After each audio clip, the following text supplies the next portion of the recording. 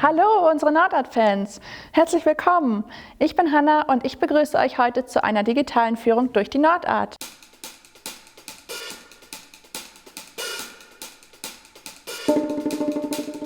In dieser Serie wollen wir euch Kunstwerke von Künstlern und Künstlerinnen aus den vergangenen Ausstellungsjahren zeigen. Und heute möchte ich euch mitnehmen auf eine Reise durch die Kunst von David Czerny, der wohl zu den berühmt-berüchtigsten Künstlern der Nordart zählt.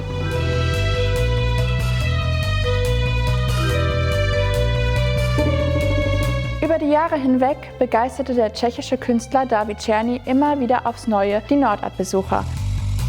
So verwunderte es nicht, dass er sowohl mehrmals den Publikumspreis erhielt, als auch 2016 den Nordart-Preis, verliehen durch Hans Julius und Johanna Ahlmann.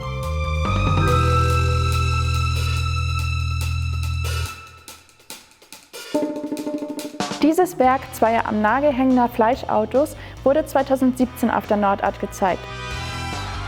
Als David Czerny als Fokuskünstler auserkoren wurde und eine Bühne für insgesamt 19 spektakuläre Werke geboten bekam.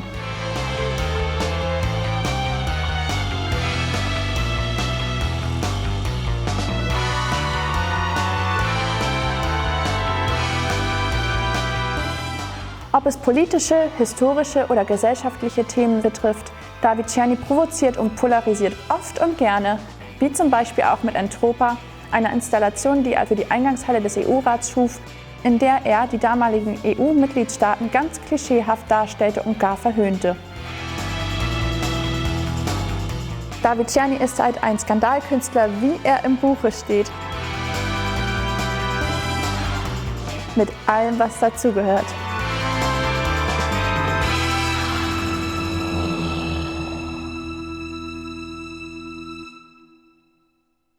Die Tore der Nordart wurden 2019 von diesen Babys ganz emsig bewacht.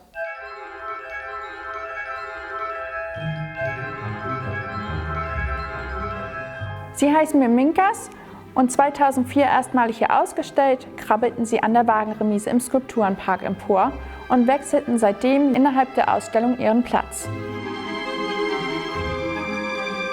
In Tschechien zieren Czernys Miminkas als Dauerinstallation den Prager Fernsehturm.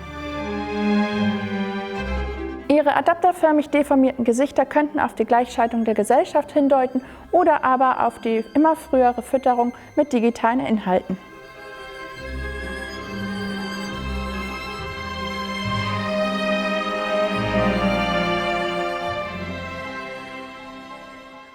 Wer 2018 durch den Skulpturenpark der Nordart schlenderte, der wurde bestimmt ganz herzlich von David Czernys Finger empfangen, der auch die Tierwelt ordentlich durcheinander brachte.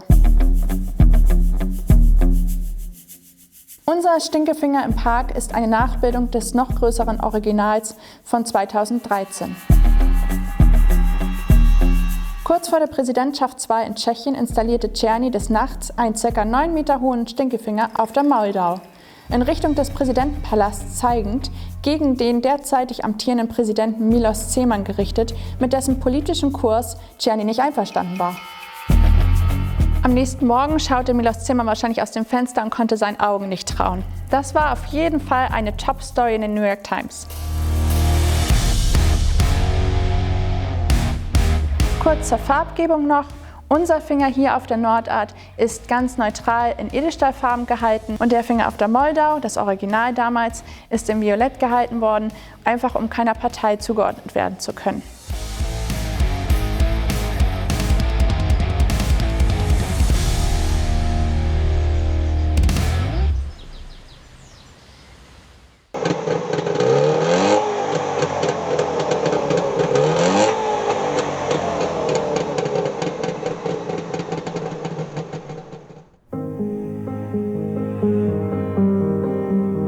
Hier sehen wir nun ein ganz historisches Werk.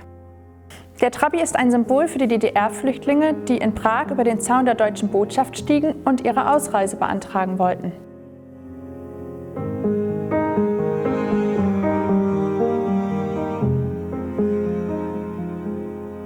Viele mussten auf der Flucht ihren eigenen Trabi zurücklassen, ohne zu wissen, wohin die Reise geht. Daher auch der Name Quo Vadis? Wohin gehst du? Besucher in meiner Führung haben mir dann noch eine kleine Anekdote dargelassen.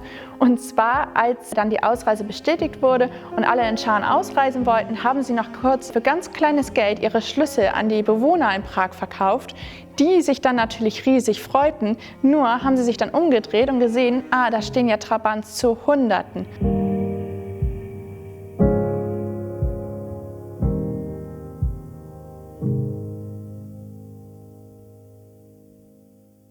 Ein offensichtliches Detail bei der Skulptur Quo Vadis ist, dass sie männlich ist. Dieses Detail sorgte natürlich auf dem Transport von der Nordart zum Schleswig-Holsteinischen Landtag zum Tag der Deutschen Einheit für ordentlich Belustigung bei den Autofahrern, die sich hinter dem Transportfahrzeug befanden.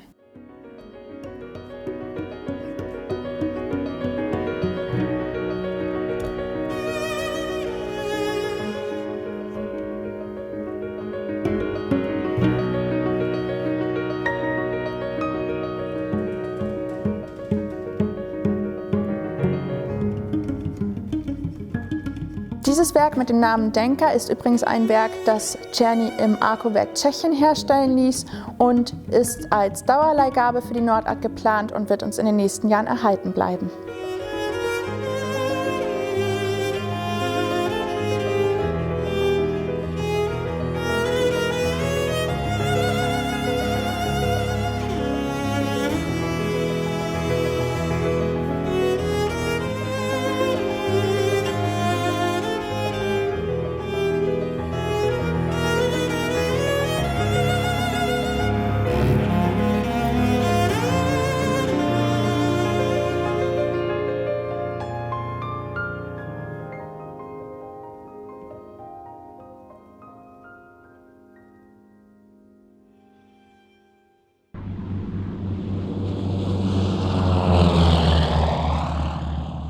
Hier stehen wir nun vor Pegasus Horsepower.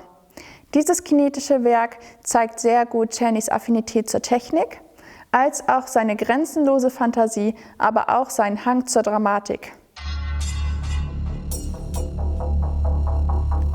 Das Werk Pegasus Horsepower ist angelehnt an das geflügelte Pferd aus der griechischen Mythologie und sei ihm im Traum erschienen.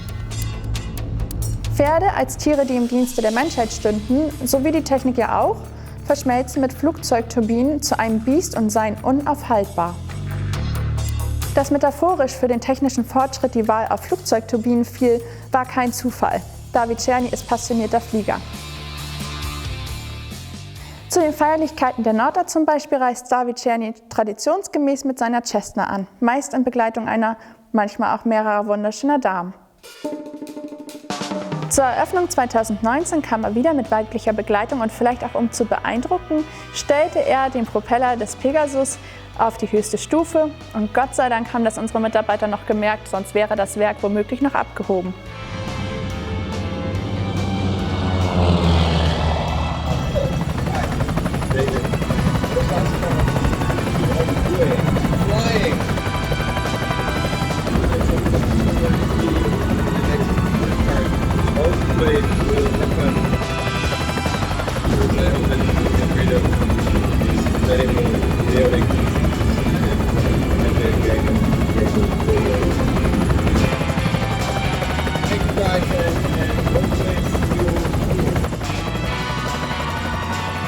David Czerny scheint es auf jeden Fall gut zu gehen und wer weiß, vielleicht befindet er sich ja gerade im Anflug auf die Nordart. Wir bereiten uns besser mal darauf vor.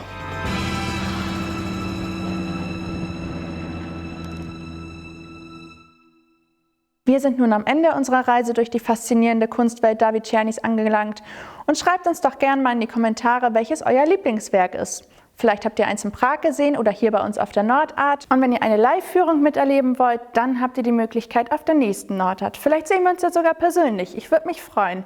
Macht's gut und bis bald, eure Hanna.